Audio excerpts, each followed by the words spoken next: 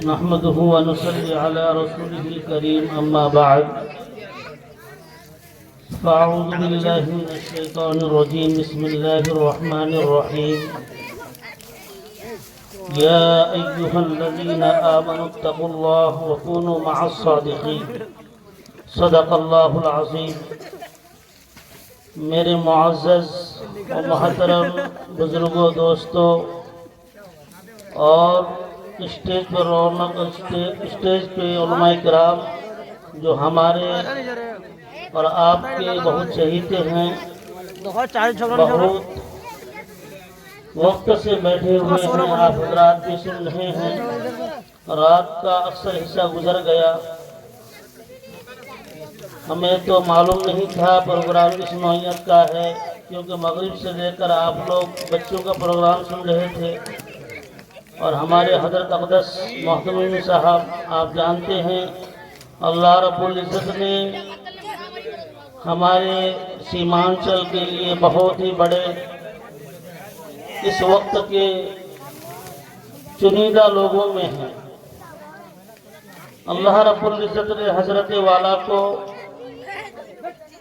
چاروں سلسلوں کے بزرگان دین سے انہیں یوں کہیے کہ چار سلسلہ ہوتا ہے، نقشبندیہ، قادریہ، چشتیہ اور سہروردیہ۔ ان چاروں سلسلوں کے بزرگوں سے حضرت کو اللہ نے خلافت بخشی ہے۔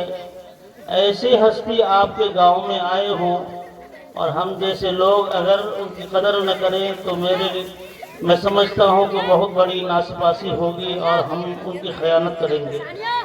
میں بار بار حضرت مولانا نسیم صاحب کو کہا کہ میری بات چیت نہیں ہوگی، کیونکہ ہم لوگ حضرت کے سامنے ہمارا کوئی یعنی سورج کے سامنے چراغ دکھانا ہوتا ہے، لیکن حکم کی تعمیل کرتے ہوئے میں یہاں بیٹھا ہوں۔ 2-4 منٹ کے لیے 2-4 باتیں ہو جائیں گی، ہو سکتا ہے مجھے اور آپ کو تھوڑی کہی سنی باتوں پر عمل کر کے انشاءاللہ تعالی ہماری آخرت سنور جائے۔ چونکہ وقت بہت کم ہے، تفصیل میں نہ جاتے ہوئے ہم لوگ جو ابھی یہاں بیٹھے ہوئے ہیں، زمانہ 3 ہوا کرتا ہے۔ ایک زمانہ جس کو ماضی کہا جاتا ہے، گزرا ہوا زمانہ، اور ہم لوگ جو ابھی یہاں بیٹھے ہوئے ہیں اس کو حال کہا جاتا ہے، اور پھر ہم یہاں بیٹھے ہوئے ہیں، جلسہ ختم ہو جائے گا، آنے والا جو وقت ہوگا وہ مستقبل کا ہوگا۔ یہ زمانہ چاہے یہ بچے بیٹھے ہوئے ہیں، ان کو بھی ان کے ساتھ بھی یہی بات جڑا ہوا ہے، آج یہ بچے ہیں کل جوان ہوں گے، پھر بڑھاپا آئے گا، تو زمانہ 3 ہوا کرتا ہے۔ اب ہم لوگ یہاں ہر طرح کے لوگ بیٹھے ہوئے ہیں، بعض ایسے حضرات ہیں جن کے 60-70 سال عمر ہو چکی ہے، بعض ایسے بیٹھے ہیں جو 30-40 سال 50 سال نوجوان ہیں، اور بعض چھوٹے چھوٹے معصوم بچے ہیں، اور پردہ میں بیٹھنے والی ہماری ماں اور بہنیں ہیں۔ سب کے لیے ہے کہ زمانہ جو 3 ہے، تو ایک وقت ایسا ہے کہ جو ماضی جو گزرا ہوا زمانہ ہے، یا تو اس وقت میں ہم لوگ نیک کام کیے ہیں، یا گزرے ہوئے زمانے میں ہم نے بہت سارے گناہ کیے ہیں۔ اگر ہم نے نیک کام کیا ہے تو اللہ کا بہت بڑا شکر ہے، احسان ہے، اور اگر ہم نے نیک کام نہیں کیا، گناہ میں زندگی گزارے، تو اس ماضی گزرے ہوئے زمانے کو یاد کرنے سے فائدہ نہیں ہوگا، بلکہ اکابرین بزرگان دین فرماتے ہیں کہ گزرے ہوئے زمانے کو یاد کر کے، ایک ایک لمحہ کو یاد کر کے ہم استغفار کریں کثرت سے۔ یا اللہ، ہماری 70 سالہ زندگی ہے، اس سے پہلی والی زندگی جتنے ہم نے گزاری ہے، جتنے ہم سے گناہ ہوا ہے، یا اللہ ہمیں معاف فرما۔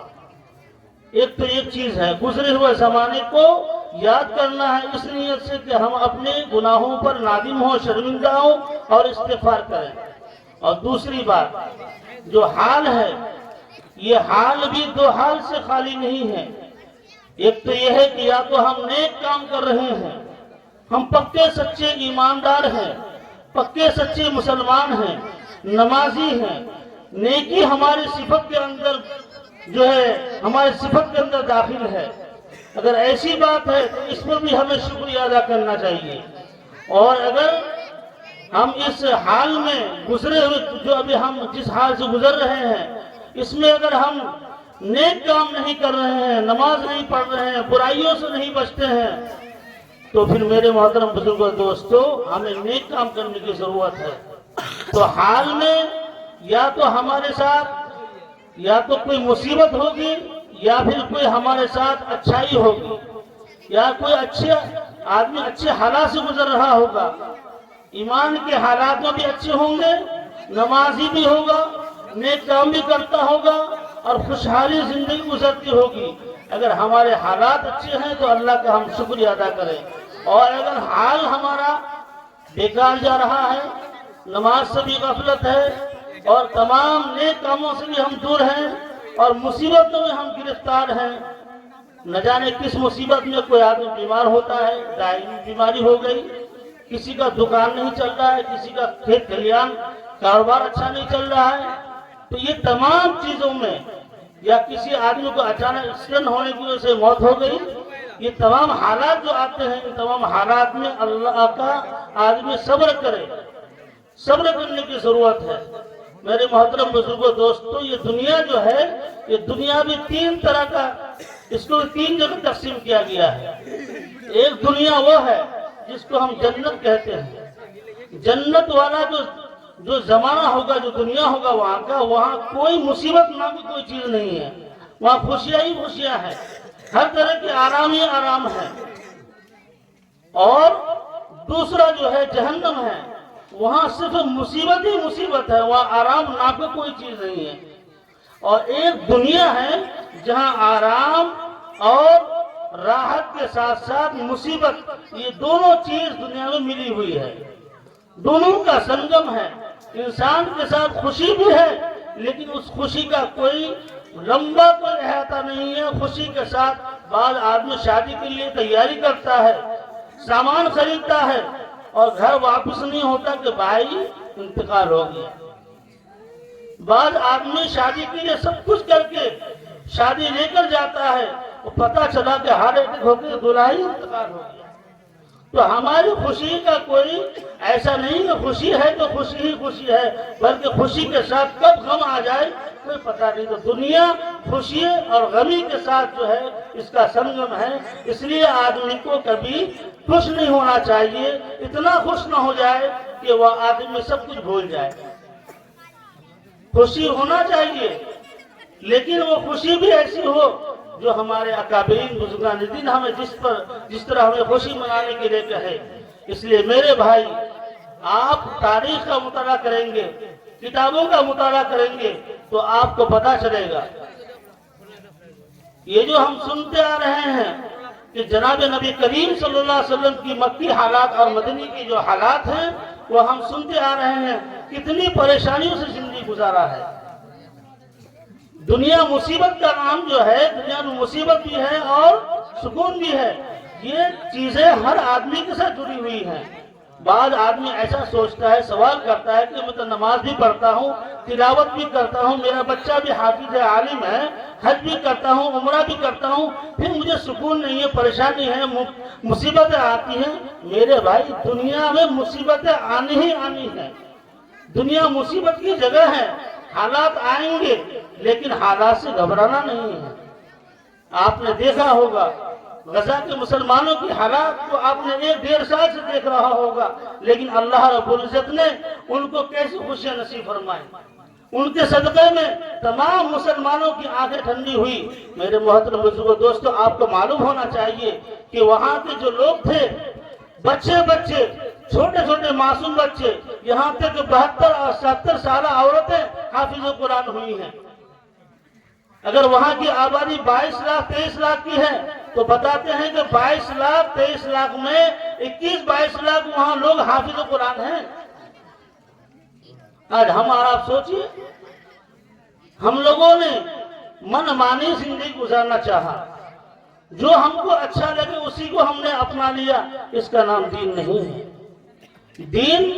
دین کے اندر 100% اگر دین داخل ہے تو وہ دین ہے. اگر آپ نے کچھ تھوڑا بہت اپنے سے ملا لیا وہ دین نہیں کہلاتا.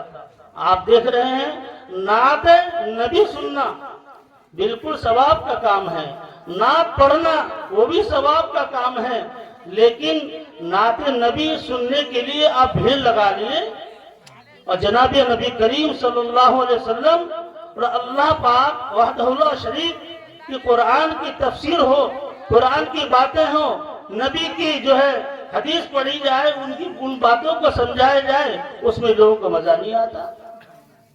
مزہ کیوں نہیں آ رہا ہے؟ مزہ آ کیوں نہیں رہا ہے؟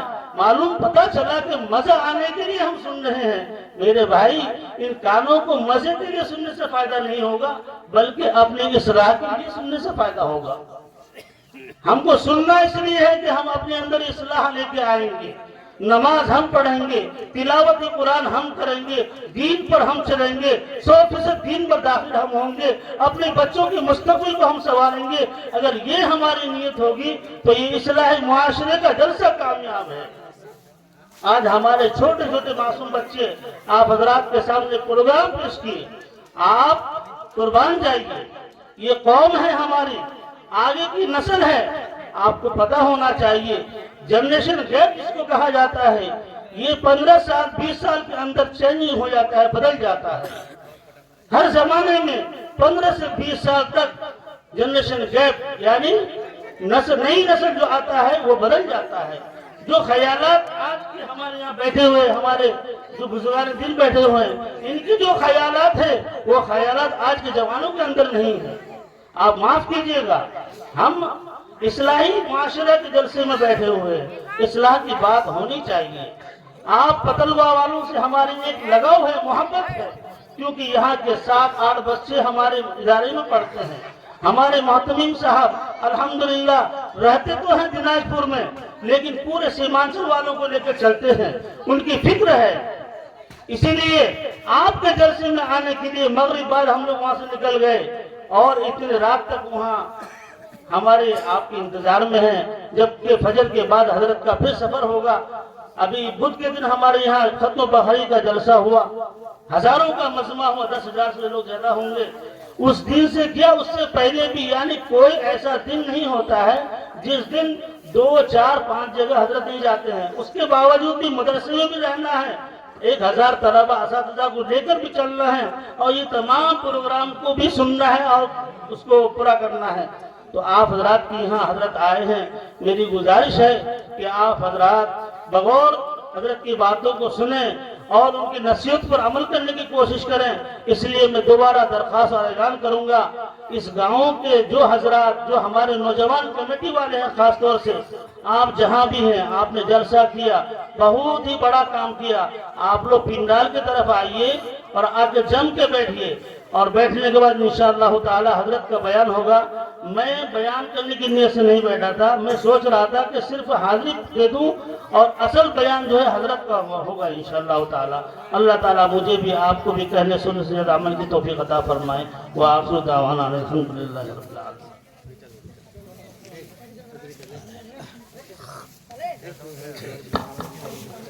محترم حضرات، جو لوگ